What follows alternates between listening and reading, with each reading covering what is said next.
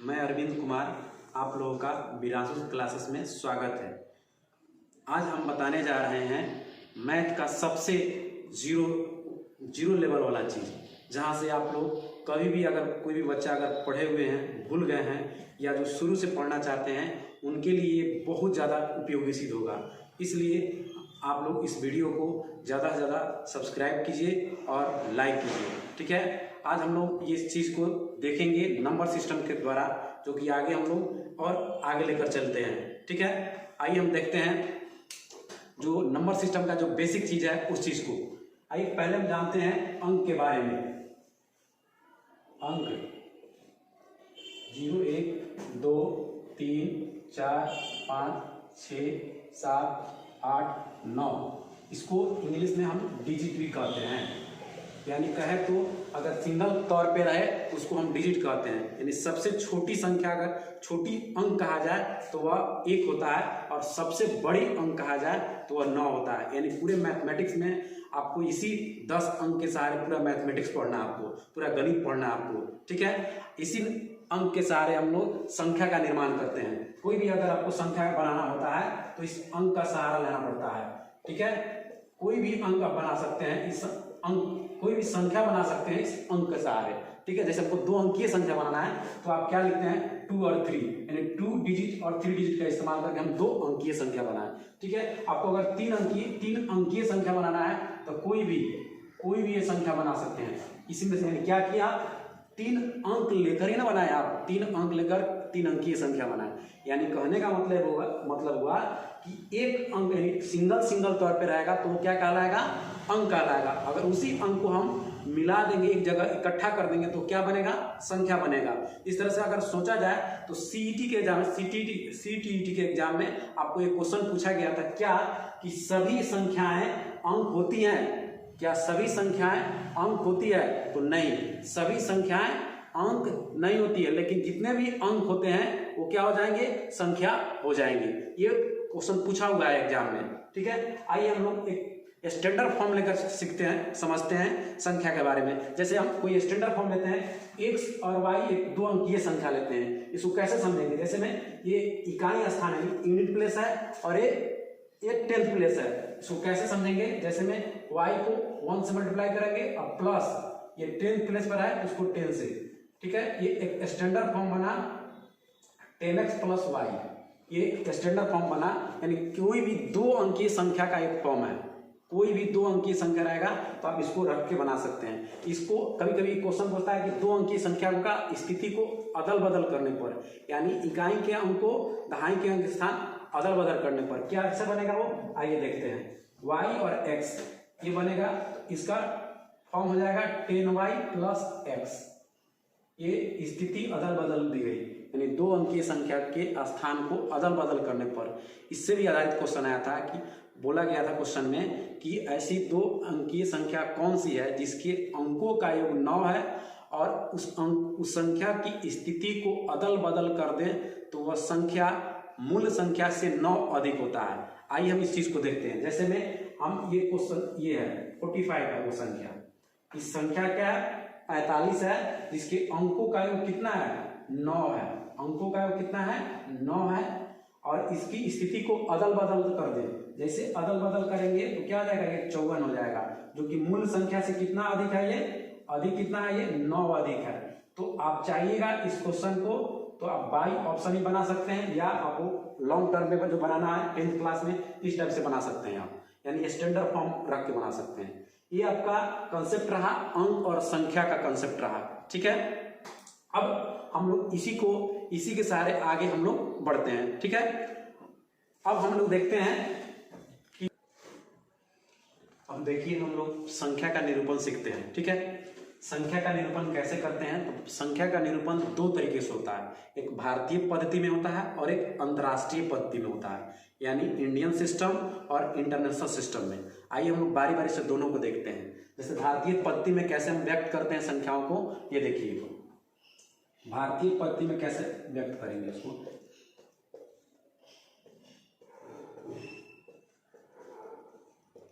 आप पहले से जानते हैं इस चीज को, देखिए ये इकाइयां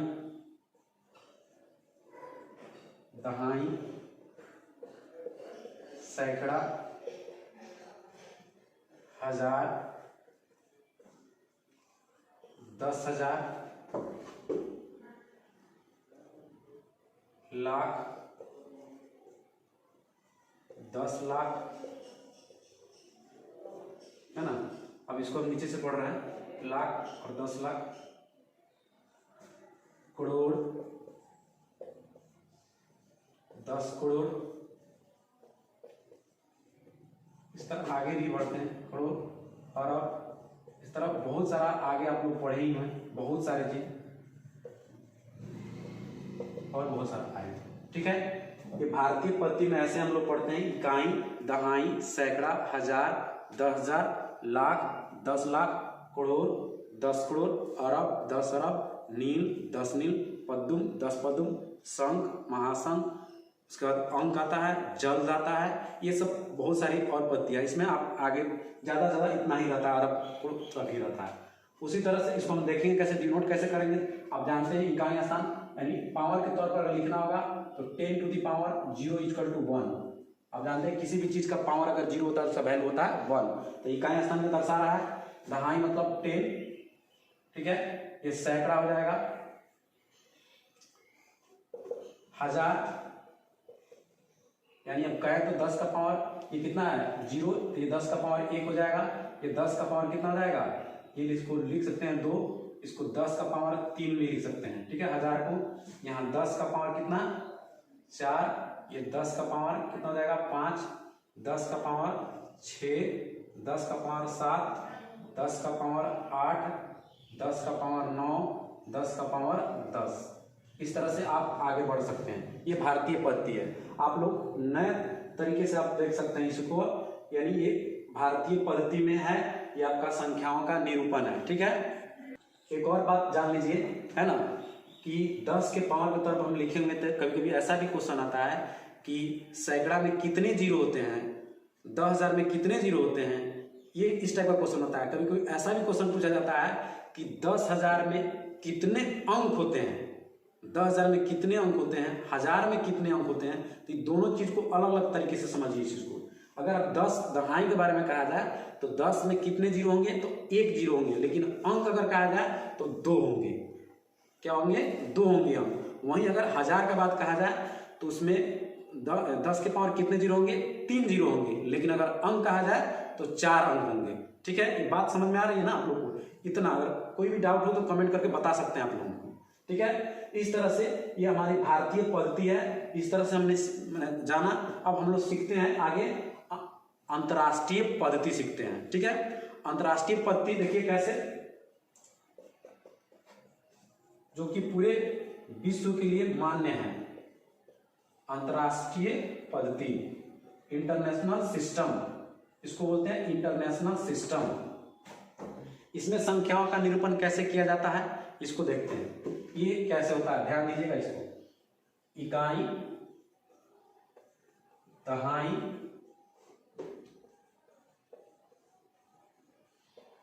सैकड़ा, हजार, ठीक है, 10,000, यहीं से चेंज होगा आपका इंटरनेशनल सिस्टम। ये अब यहां पे हो जाएगा 100,000 हो जाएगा। क्या हो जाएगा 100,000, ठीक है। अब 100,000, अब लाख क्या नहीं आता, मिलियन आता है। क्या आएगा, मिलियन। इधर से पढ़ रहे हैं, इधर से असेंडिंग ऑर्डर में जा रहे हैं, इधर से मिलियन, 10 मिलियन,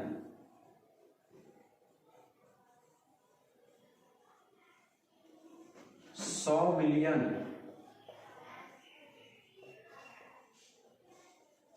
100 मिलियन, उस तरह होता है बिलियन, 10 बिलियन,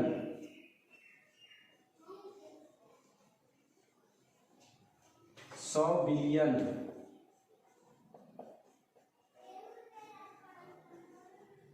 और आगे होता है ट्रिलियन, जो कि बहुत चर्चा में रहा कुछ दिन पहले अर्थव्यवस्था को लेकर। अपने भारत देश के बारे में जानते ही हैं कि लक्ष्य रखा गया था कि हम लोग 2050 तक 5 ट्रिलियन हम लोग का अर्थव्यवस्था होगा ना, जो भी हो, जो ट्रिलियन बताया गया था। आगे देखिए, एक होता है ट्रिलियन,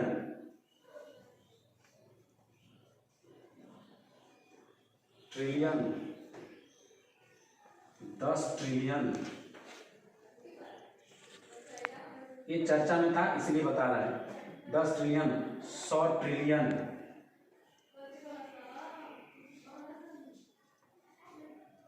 इसके आगे भी होता है, क्वाड्रिलियन होता है, क्विंटिलियन होता है। आगे हम लोग देखते हैं। देखिए, अब इसमें हम पावर के तौर पर कैसे देखते हैं, आगे देखते कैसे। ये इकाई है तो हम इसको ऐसे लिख सकते हैं 10 to the power 0 equal to 1। ये आपका 10 हो जाएगा 1। वैसे ही पावर के तौर पर लिखें तो 0, 10 का पावर 2, देख हो गया। उसके बाद 10 का पावर 3, ये हो जाएगा 1000। अब यहाँ देखिए, आप देखते होंगे फेसबुक पे लाइक शेयर जो होते हैं, कमेंट जो होते हैं ना, या न्यू मेथड में आ रहे हैं, ये के यानी 1000 के लिए के लिखा जा रहा है, 1000 के लिए के लिखा जा रहा है। आप लोग देखते होंगे फेसबुक में, जो भी देखते होंगे लाइक शेयर होता होगा, उसमें बताता होगा के, है ना। और वहाँ पे लाख नहीं लिखता, वो 1000 के तौर पे ही जाता है। 1000 से जब 100,000 से जब टपेगा तो आपका वह एम लिखेगा, मिलियन, ना कि मेल लिख, समझिएगा उस चीज को। ये क्या होता है, ये आपको 10 का पावर 4, इसको लिख सकते हैं कितना, 10 के, क्या लिख सकते हैं इसको, 10 के। इसको 100,000 है तो ये 10 का पावर कितना हो जाएगा, 5, यानी ये 100 के हो जाएगा। यानी मान लीजिए 230, अगर मान लीजिए मेरे चैनल का 234, अगर मेरा 23400 गया तो इसको लिखेंगे 234 के, 234,000 मेरा लाइक गया। इस तरह से के लिख के डिनोट करते हैं, ठीक है। उस तरह मिलियन है तो मिलियन 10 का पावर कितना हो जाएगा, 6, इसको 1 m लिखेंगे, ठीक है, 1 m लिखेंगे। तो 10 का पावर ये 7 हो जाएगा, 10 का पावर ये 8 हो जाएगा। इस तरह से बिलियन लिखना होगा तो 10 का पावर 9, 10 का पावर ये 10 हो जाएगा, 10 का पावर ये 11 हो जाएगा। ये यहाँ हो जाएगा आपका 10 का पावर 12, जो कि बहुत न्यूज में पूछा जा रहा था, देखे होंगे आप लोग कि ये बताइए कि 1 ट्रिलियन में कितना जीरो होता है, 1 ट्रिलियन में कितना जीरो होता है। तो यहाँ आप लोग भी ध्यान दे लीजिए कि 1 ट्रिलियन जो है ना 12 जीरो होते हैं, देख लीजिए। लेकिन अगर अंक कहा जाए तो कितने हो जाएंगे, 13 हो जाएंगे। उस तरह से यहाँ देख लीजिए 10 का पावर ये 13 हो जाएगा। यहाँ 12 होता है, अगर जीरो पूछा जाए तो 12। 1 ट्रिलियन में कितने जीरो होते हैं, 12। ये यहाँ ध्यान दीजिएगा, ये 14 हो जाएगा आपका, ठीक है। इस तरह से आप अंतर्राष्ट्रीय पद्धति, भारतीय पद्धति और अंतर्राष्ट्रीय पद्धति को देखें कि संख्याओं का निरूपण कैसे किया जाता है, ठीक है। अब हम लोग इसी चीज को अब आगे लेके बढ़ते हैं कि हम लोग अल्प विराम का इस्तेमाल कैसे करते हैं, यानी अल्प विराम का संख्याओं में अल्प विराम का इस्तेमाल कैसे करते हैं। यानी भारतीय पद्धति में अल्प विराम का प्रयोग कब होगा और अंतर्राष्ट्रीय पद्धति में अल्प विराम का प्रयोग कब होगा, ठीक है। इसी दोनों में हम लोग दोनों पे विचार करते हैं पहले कि हम लोग अल्प विराम का प्रयोग कहाँ करेंगे। अक्सर लोग इसमें देखते हैं गलतियां कर बैठते हैं, कभी उनको ये समझ में नहीं आता है कि हम 2 अंक के बाद करें या 3 अंक के बाद करें, है ना। इसी चीज को हम इसके पहले जो बताए हुए हैं भारतीय पद्धति संख्याओं का जो निरूपण बताए हैं, आप देखे होंगे कि दोनों में इकाई दहाई सैकड़ा दोनों और इकाई दहाई सैकड़ा अंतर्राष्ट्रीय पद्धति और भारतीय पद्धति दोनों का सेम था, ठीक है। उसके बाद आप देखे होंगे भारतीय पद्धति में 1000, 10,000, फिर उसके बाद लाख, 10 लाख हो रहा था। लेकिन वहीं अंतर्राष्ट्रीय पद्धति में देखे होंगे आप कि इकाई दहाई सैकड़ा, उसके बाद 1000, 10,000 और 100,000 था। फिर उसके बाद मिलियन, 10 मिलियन, 100 मिलियन था। उसी तरह से ये यानी 3-3 पेयर बना रहा है, इससे पता ये चल रहा है। आइए हम इस चीज को देखते हैं, यहाँ बोर्ड पे देखते हैं। भारतीय पद्धति में हम लोग कैसे करेंगे इसको, भारतीय पद्धति में कैसे डिनोट करेंगे, यानी अल्प विराम का इस्तेमाल कैसे करेंगे। जैसे हम कोई भी संख्या लिख देते हैं, यहाँ पे देखिए इतना, हम कोई संख्या लिख दिए। आप जानते हैं कि भारतीय पद्धति में इकाई दहाई सैकड़ा, ठीक है। तो हम इकाई दहाई सैकड़ा यानी शुरुआती 3 डिजिट लेंगे और कॉमा डाल देंगे, शुरुआती 3 डिजिट लिखेंगे और कॉमा डाल देंगे, ठीक है। उसके बाद आप देखते हैं कि 1000, उसके बाद 10,000, है ना। 1000 और 10,000 यानी 2 गो पेयर बना, ठीक है। उसके बाद 1000 और 10,000 बाद लाख और 10 लाख यानी फिर 2 गो पेयर बना। उसके बाद करोड़, 10 करोड़, फिर 2 गो पेयर बना। यानी इससे ये प्रूफ हो रहा है कि भारतीय पद्धति में दो दो संख्याओं का शुरुआती दौर में 3 और उसके बाद दो दो अंकों का हम लोग क्या करते हैं, पेयर बना के चलते हैं। कौन पद्धति में? भारतीय पद्धति में। वहीं अगर अंतर्राष्ट्रीय पद्धति की बात करें, हम अंतर्राष्ट्रीय पद्धति की बात करें तो देखिए कैसे होगा अंतर्राष्ट्रीय पद्धति में। थोड़ी सी ध्यान देना जरूरत है आप लोग को, पूरा क्लियर हो जाएगा, ये पूरा हमेशा के लिए कंफ्यूजन ही दूर हो जाएगा आप लोग का। देखिए यहाँ पे लिखते हैं,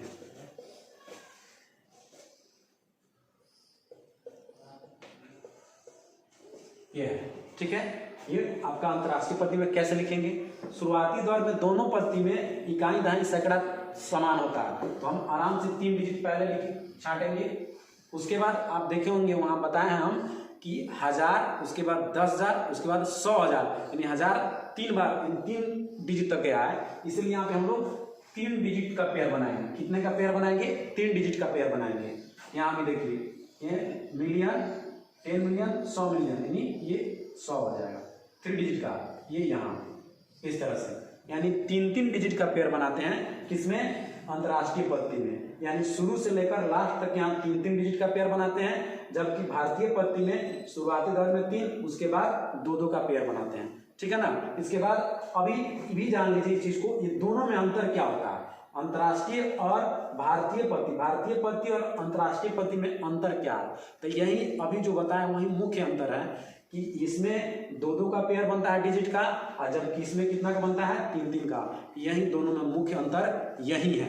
ठीक है, आइए हम लोग देखते हैं सन्निकट मान यानी एप्रोक्सीमेट वैल्यू। एप्रोक्सीमेट वैल्यू देखते हैं, इसको कहीं कहीं आप लोग देखिएगा आसन मान भी लिखा रहता है कहीं कहीं।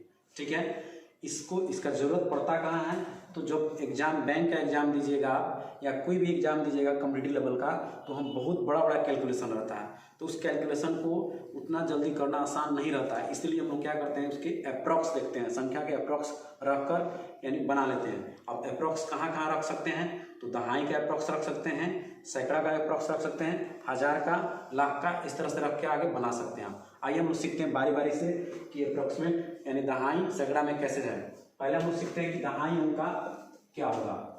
दहाई अंक,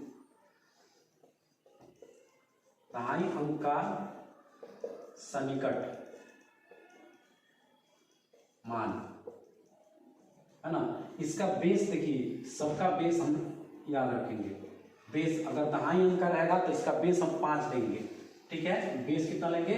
हम 5 लेंगे। जैसे में आपको अगर पूछा जाता है अगर कि 8 का अप्रोक्सीमेट वैल्यू कितना होगा, तो ये 5 के देखेंगे कि 5 के ऊपर है या नीचे है, ये 5 के ऊपर है या नीचे। अगर 5 से ऊपर है तो 10 जाएगा, और वहीं अगर 5 से नीचे रहता तो जो वैल्यू होता वही हो जाता। ठीक है, जैसे और देख सकते हैं इसका, अगर हमको लिखना होगा आपको 17, इसका अप्रोक्सीमेट वैल्यू लिखना होगा तो कितना लिखेंगे, तो 5 यानी 15 देखेंगे इसका, यानी 15 से क्या ऊपर है या नीचे है, तो ऊपर है, तो इसलिए क्या हो जाएगा ये आपका ये 20 हो जाएगा। वहीं अगर 13 का पूछा जाएगा तो कितना हो जाएगा, 10 हो जाएगा। ठीक है, ये दहाई अंक का सन्निकट वैल्यू हुआ, बहुत बड़ा वैल्यू हो सकता है। ये देखिए इसका दहाई अंक का अगर निकालना होगा सन्निकट मान, तो कैसे निकालेंगे, इसका देखिए 8, 7, ये देखिए 25 से ज्यादा है या कम है, ये हम दहाई अंक वाला वैल्यू देख रहे हैं, तो ये 25 से ज्यादा है या कम है, तो कम है, यानी हम क्या हो जाएगा यहाँ पे 20 रखेंगे। ठीक है, अगर 5 भी अगर 25 भी रहे तो बड़ा वाला ही वैल्यू लेते हैं, ये भी ध्यान रखना है। ठीक है, उसी तरह से हम लोग सैकड़ा वाला भी देखेंगे, सैकड़ा अंक के सन्निकट मान, सैकड़ा अंक का सन्निकट मान। ठीक है, इसका बेस कितना लेंगे ये भी ध्यान रखना है, इसका बेस कितना लेते हैं, है ना। सन्निकट मान का अगर रखना होगा, सैकड़ा का सन्निकट मान रखना होगा, तो इसका बेस हम 50 रखेंगे। कितना रखेंगे, 50 रखेंगे। अगर 50 से एबव है तो उसके बाद वाला जो सैकड़ा वाला वैल्यू होगा वो, और 50 से नीचे वाला का तो उसके पहले वाला सैकड़ा वाला वैल्यू। जैसे में देखिए अगर 353 अगर लिखते हैं तो सैकड़ा वाला वैल्यू कितना हो जाएगा, ये आगे 50 से ज्यादा ना है, 50 से ज्यादा है, तो कितना हो जाएगा ये आपका हो जाएगा 400 हो जाएगा, इसका सन्निकट मान हो जाएगा। ठीक है, अगर वहीं अगर अगला देखिए, ये देखिए ये हमको दहाई अंक का देखना है, तो देखिए 8 कितना है 7823, तो दहाई अंक का देखिए 50 से कम है या ज्यादा है, यानी ये कम है 50 से, ये कितना होगा, ये आपका 7,800 ही होगा। ठीक है, इस तरह से आप 1000 का भी देख सकते हैं, 1000 का भी देख सकते हैं।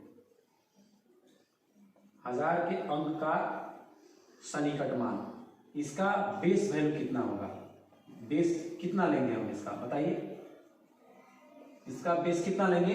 हाँ, ये बेस आपका होगा कितना, 500 होगा आपका, कितना होगा बेस इसका 500 होगा। जैसे में अगर मान लीजिए हम लिखते हैं 9722, ठीक है, इसका हमको 1000 का निकालना है तो कितना होगा बताइए। ये 500 से ज्यादा है, 722 है, 500 ज्यादा है, कितना हो जाएगा, ये 10,000 हो जाएगा आपका, कितना हो जाएगा 10,000 हो जाएगा आपका। ठीक है, ये भी देखिए, ये है, इसका सन्निकट मान कितना होगा बताइए। ये 500 से कम है, यानी कितना हो जाएगा, ये भी 10,000, कितना 1,000 हो जाएगा आपका, सॉरी हाँ 1,000 ही हो जाएगा, क्योंकि 500 से कम है तो ये ऐसे हो जाएगा। तो आपका ये सन्निकट मान हुआ, ये भी निकालने का तरीका आप लोग देख सकते हैं, है ना। ठीक है, अब हम लोग लगभग कुछ बहुत सारे अंक और संख्या से संबंधित बहुत सारी चीज़ों पर, है ना, विचार कर लिए। यानी हो सकता है कि आपको बहुत सारा चीज़ इसमें क्लियर भी हो गया है, पूरा हो सकता है कि हमको पूरा विश्वास है कि इससे रिलेटेड, संख्या से रिलेटेड और अंक से रिलेटेड कोई भी कन्फ्यूजन आप लोगों के पास नहीं है। ठीक है, अब उसी पर आधारित कुछ हम लोग क्वेश्चन देख रहते हैं, जो कि बहुत सारे एग्जाम में पूछा जाता है, उसकी टर्मिनोलॉजी को चेंज करके पूछा जाता है ना। रेलवे, खासकर रेलवे में देखते हैं कि सेम टू सेम वही चीज़ रहेगा, लेकिन उसका थोड़ा सा, है ना, हिंदी अर्थ चेंज कर देता है। उसी के बारे में देखते हैं, थोड़ा सा देखिए, अंक और संख्या पर आधारित कुछ क्वेश्चन। जैसे आप लोग देखते होंगे ये स्थानीय मान, स्थानीय मान, इसको ना कभी कभी लिखता है कोई बोर्ड स्थानिक मान, स्थानिक मान क्या लिखता है, स्थानिक मान, या स्थिति चिन्ह भी लिखता है स्थिति चिन्ह, स्थिति चिन्ह भी लिखता है। इसका इंग्लिश होता है कौन सी, प्लेस वैल्यू, प्लेस वैल्यू, है ना, ये होता है। जान लीजिए इसका तो क्या क्या नाम है स्थानीय मान का, स्थानीय मान, स्थानिक वैल्यू और स्थिति चिन्ह। इसको 3 तरह से बोला जा सकता है, इंग्लिश में तो वही प्लेस वैल्यू, ये बहुत झंझटिया नहीं है, ये वाला अच्छा है। ठीक है, अब देखते हैं कोई भी संख्या अगर लिख देते हैं तो देखिए, फिर दूसरा टर्म भी ध्यान मान लीजिए, ये होता है एक अंकित मान होता है। क्या होता है, अंकित मान, अंकित मान, इसको दूसरे तरीके से क्या कह सकता है ना, आंकिक मान, आंकिक मान कह सकता है ना। कभी कभी देखते रहिएगा ये भी लिखता है, जातीय मान भी लिख देता है, जातीय मान, पार्टिकुलरली, यानी जात अगर कहेंगे तो किसी खास जात का ना बोलोगे जी, तो वही जातीय मान कभी कभी लिख देता है ना। इसका इंग्लिश क्या होगा, देखिए क्या क्या होगा, ये होता है फेस वैल्यू, फेस वैल्यू, है ना। कभी कभी इसको लोकल वैल्यू भी लिखता है, लोकल वैल्यू, या न्यूमेरल वैल्यू भी लिख देता है कभी कभी। ठीक है ना, इस तरह से ही रहता है। या सिर्फ सब के बारे में जानकारी रखना हमको, आज से होता है सब एक ही होता है, अंकित मान, आंकिक मान और जातीय मान, तीनों का तीनों एक ही चीज है। उस तरह से स्थानीय मान, स्थानिक मान और स्थिति चिन्ह, ये तीनों एक जैसा है, ये भी एक ही जैसा है। और हम जानते हैं कैसे निकालते हैं, स्थानीय मान और अंकित मान। ठीक है, कोई भी संख्या लेते हैं, कोई भी संख्या लेते हैं और देखिए विचार करते हैं, स्थानीय मान यानी उसकी स्थिति क्या है, यहाँ पर लिख दिया स्थिति चिन्ह, यानी स्थानिक मान क्या है, इसकी क्या है, स्थिति क्या है। अगर हम 8 का स्थानीय मान निकालते हैं, 8 का, तो 8 की स्थिति क्या है, देखिए यहाँ पे 8 की स्थिति क्या है, इकाई, यानी इकाई, दहाई, सैकड़ा, हजार, 10,000, यानी कितने 10,000वें स्थान पे है, यानी 8 और इसके बाद जितना रहेगा उसका 10,000 पे है, तो क्या हो जाएगा, ये 80,000 हो जाएगा। नहीं, 4 डिजिट डाल देंगे, 1 2 3 4, यही आपका क्या हो गया, स्थानीय मान हो गया। ठीक है, इसमें कोई डाउट नहीं होना चाहिए। उस तरह अगर कोई पूछता है कि 4 का अंकित मान पूछ देगा, ये बोला स्थानीय मान, ये क्या है, स्थानीय मान है आपका। ठीक है, और ये है आपका अंकित मान, अंकित मान कहिए, आंकिक मान कहिए या जातीय मान कहिए। 4 का अगर बोलता है आंकिक मान तो कितना हो जाएगा, ये 4 हो जाएगा। ओनली जो होता है, जो डिजिट होगा वही होगा, उसके अलावा कुछ नहीं। अंकित मान में जिस डिजिट के बारे में बोला जाए वही डिजिट हो जाता है अंकित मान। ठीक है, ठीक है। तो आप देखें यहाँ पे कि 8 का स्थानीय मान कितना हो गया, 80,000 हो गया, और यहाँ पे 4 का स्थानीय मान 4 का अंकित मान 4 ही हो गया। ठीक है, ये भी बात ध्यान रखिए, कभी कभी ये भी बोल देगा आपको कि 8 का अंकित मान कितना होगा। ठीक है, 8 का अंकित मान कितना होगा, तो वही जैसे बताया अभी कि 8 का अंकित मान पूछता है तो 8 ही होगा, इसमें कोई डाउट है। अगर 8 का अंकित मान पूछेगा तो 8 ही होगा। अगर कहीं पूछ दे, यहाँ पे हम लिखेंगे 4 का अंकित मान 4 है, अगर कहीं आपसे पूछ दे कि 4 का स्थानीय मान क्या होगा तो क्या कहेंगे 400, 4 पर 2 जीरो डाल दीजिएगा। इसी पे आधारित क्वेश्चन आप दे देगा कि किसी भी संख्या का स्थानीय मान और अंकित मान का अंतर ज्ञात कीजिए, व्यवकलन ज्ञात कीजिए। व्यवकलन मतलब होता है अंतर, घटाव, सब्सट्रैक्शन, है ना। इस तरह से आपसे क्वेश्चन पूछा जाता है। हो सकता है कि अंकित मान का और स्थानीय मान का गुना भी पूछ दे, अंतर, जोड़, घटाव कुछ भी पूछ सकता है। तो ये चीज आपको हम बताएं संख्या और अंक पर आधारित, यानी स्थिति और अंकित मान पे आधारित क्वेश्चन था। ठीक है, यहाँ तक हमें उम्मीद है कि पूरी तरह से समझ में आया होगा आप लोग को। अगर हम ये चीज को इस पे और आप लोग कमेंट करके बताइएगा तो आगे भी हम और अच्छे से और बढ़िया बढ़िया चीज लेकर आएंगे, अच्छे से आप लोग टॉपिक। ठीक है, आज के लिए इतना ही। पहले ये भी बात आपको भी बताना है हमको कि इसमें आगे क्या दिक्कत है आपको, इसमें ऐसा कौन सा ऐसा चीज है जो आपको समझ में नहीं आया है। ठीक है, आगे हम लोग देखेंगे नंबर सिस्टम यानी संख्या पद्धति देखेंगे, है ना। ये तो आपका संख्या और अंक के बारे में जितना था वो बताएं। अब हम लोग सीखेंगे संख्या पद्धति, यानी संख्या पद्धति, उसके बाद हमारा पूरा मैथ स्टार्ट हो जाएगा। ठीक है, अब आज के लिए इतना ही। फिर अगर आपको वीडियो अच्छा लगा तो इस वीडियो को लाइक और शेयर कीजिए। अगर जो भी इस चैनल पर नए हैं तो उस चैनल को सब्सक्राइब कीजिए। अगर फिर नोटिफिकेशन के लिए, नए नोटिफिकेशन के लिए बेल आइकन को दबाना ना भूलें। ठीक है।